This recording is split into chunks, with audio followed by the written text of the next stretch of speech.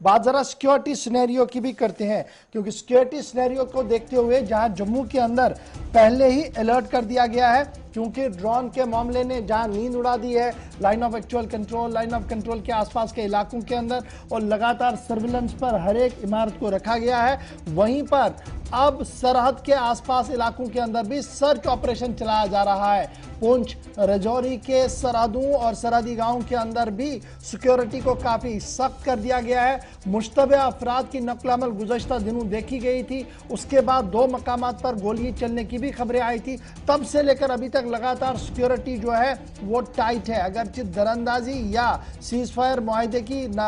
कोई भी जो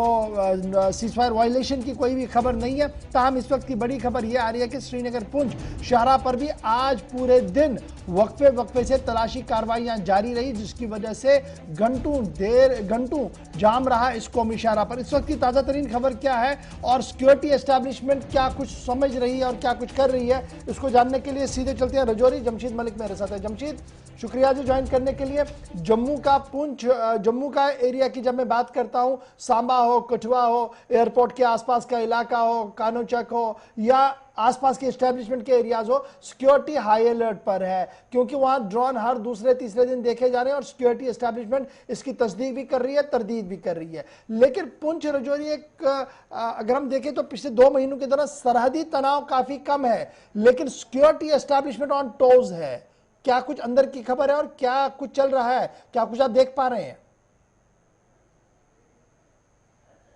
देखो, और बिल्कुल अगर ये कहें कि लाइन ऑफ कंट्रोल पर जहां नाजंग माहिदे के हुआ उसके बाद हालात बेहतर हुए थे, मगर ऐसे में हालात दोबारा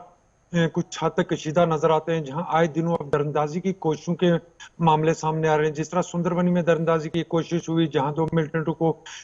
मार गिराया गया, उसके बाद नौशहरा में एक दरअंदाजी की कोशिश सामने हुई उसमें 1 मिलिटेंट को मार गिराया गया, और लगातार पुंछ से लेकर राजौरी तक लाइन ऑफ कंट्रोल पर हालात फिर दोबारा कशीदा नजर आते जा रहे हैं, जहां मुश्तबा अफराद की नकल व हरकत के बाद सिक्योरिटी फोर्सेज की तरफ से बड़े पैमाने पर सर्च ऑपरेशन चलाए जा रहे हैं। आज सुबह से ही लेकर अभी तक पुंछ के जलास और सरोत्री जो बिल्कुल लाइन ऑफ कंट्रोल के नजदीक के इलाके हैं, यहाँ सर्च ऑपरेशन चलाए जा रहे हैं, क्योंकि लगातार इंकशाफ किया जा रहा है कि लाइन ऑफ कंट्रोल से फिर दरअंदाजी की कोशिशों में काफी इजाफा होता जा रहा है। हालांकि इससे पहले जो सुंदरबनी और नौशहरा में दरअंदाजी की कोशिशें क्या बल्कि ये कहें कि वो लोग इंडिया में दाखिल होने में भी कामयाब हो गए थे, जिनको बाद में मार गिराया गया। मगर पुंछ में सुबह आज सिक्योरिटी फोर्सेज को दोबारा एक इत्तला मिली थी कि कुछ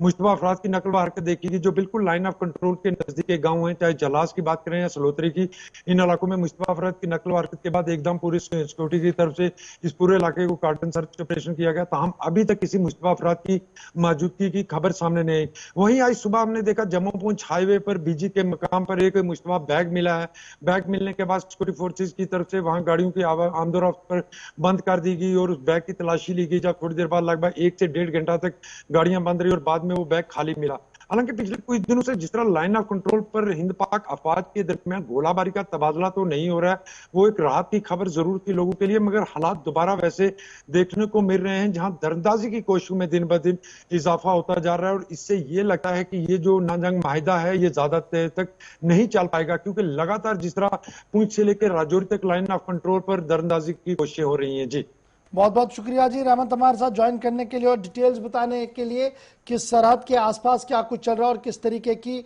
सिचुएशन बनी हुई है।